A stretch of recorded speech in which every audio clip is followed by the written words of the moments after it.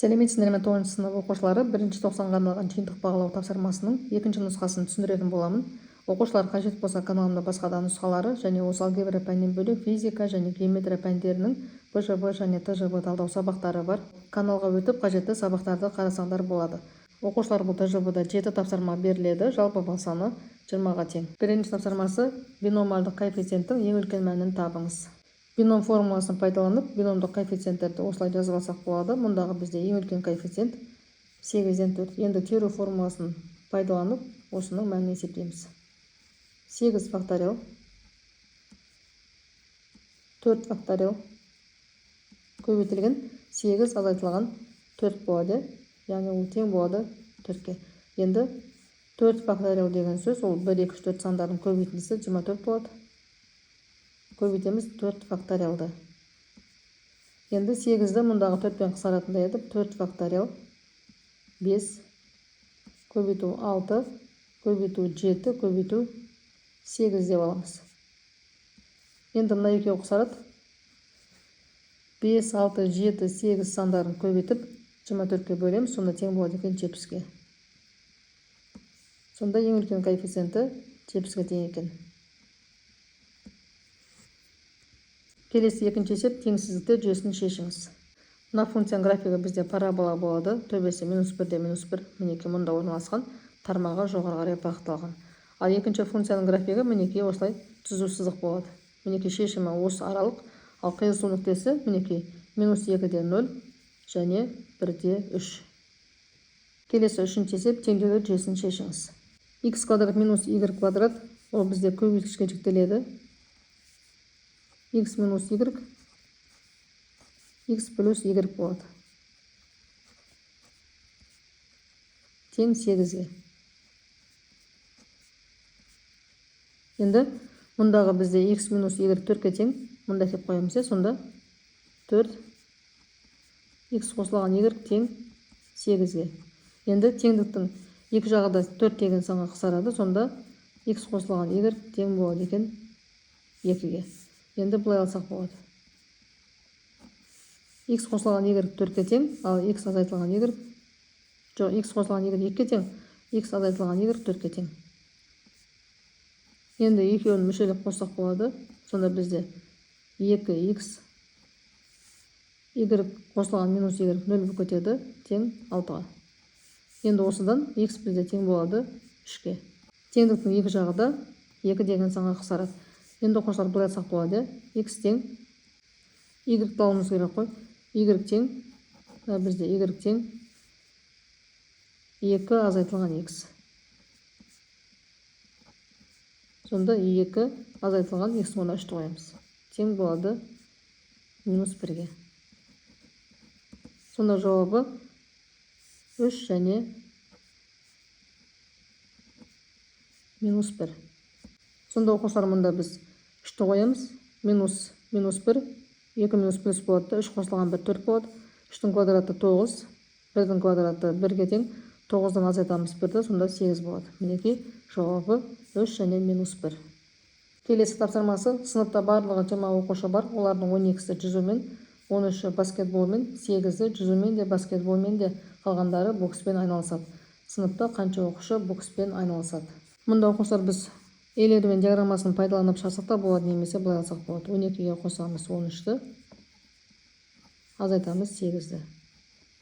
Сонда тең болады екен 17-ге. Енді барлығы 20-ға тең, 20-дан 17-ні азайтамыз. Тең болады 3-ке. Сонда бокспен айналысатыны 3 екен.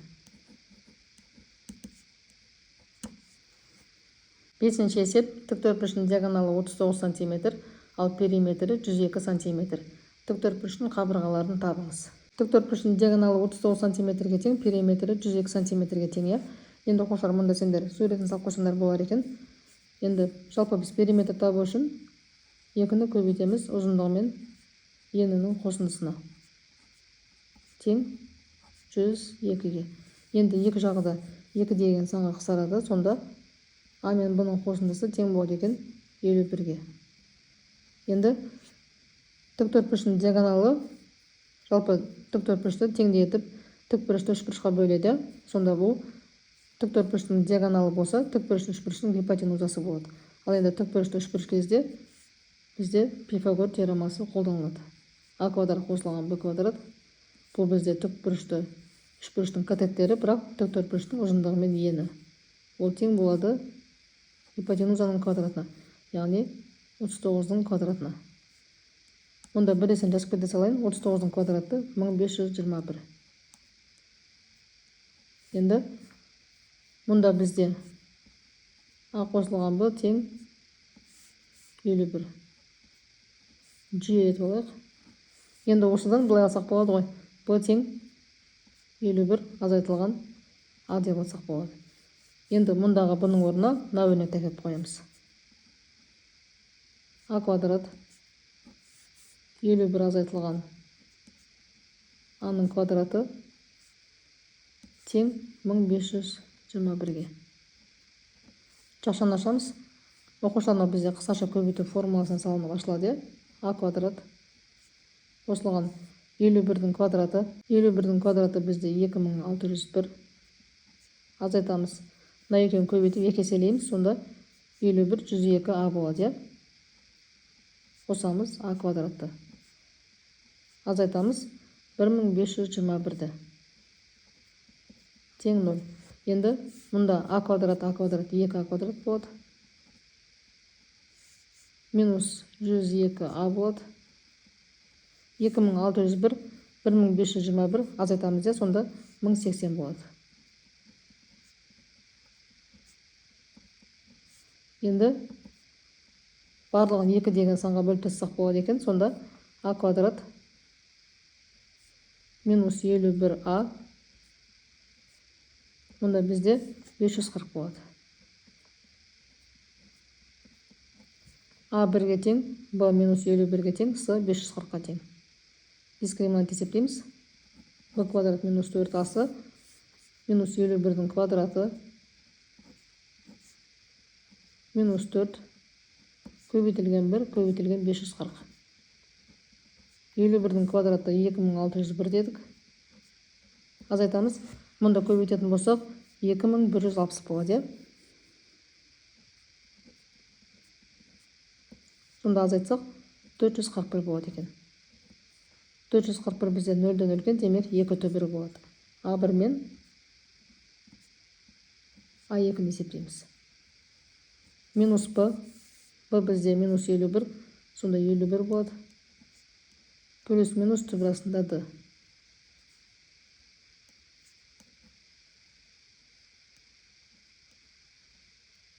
Бөлеміз 2 көбейтілген А-ға. Енді 51 плюс минус 441 бізде 21 болып шығады.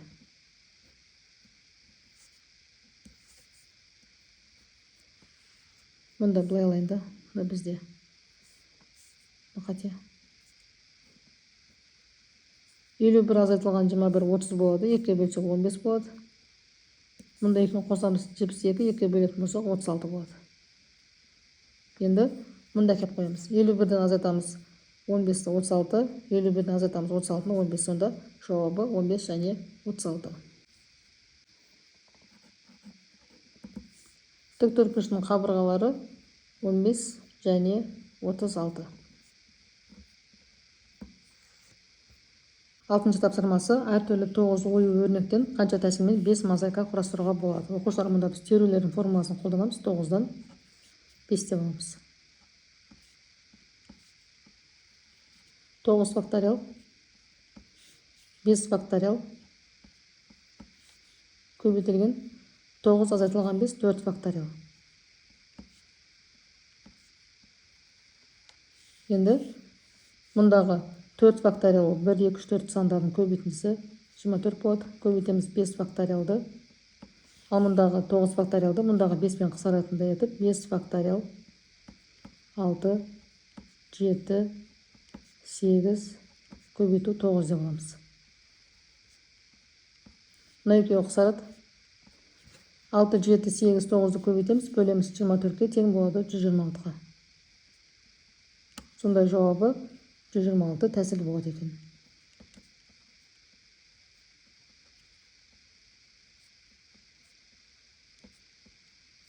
Енді келесі соңғы тапсырмасы қайталанбайтын. Мінекей осы цифрларын пайдаланып қанша үш таңбалы сан құрастыруға болады. Оқушылар, біз ең бірінші 0 санын қоя алмаймыз. Мұндағы 1, 2, 3, 4, 2 жоқ қой, 1, 3, 4, 5, 6 сандарын қолданып 5 рет алмастыра аламыз. Көбейтеміз. Енді 0-ді қойсақ болады. Мұнда 1-ді алып қойдық. Мұнда қалған цифрлар 5 рет қайталанады. Енді үшінші санға мына екеуін алып қойдық. Енді мыналарды 4 рет алмастыра аламыз. Сонда көбейтсек 25, 4-ке көбейтсек 100 болады. Жауабы 103 таңбалы сан құрастыруға болады екен.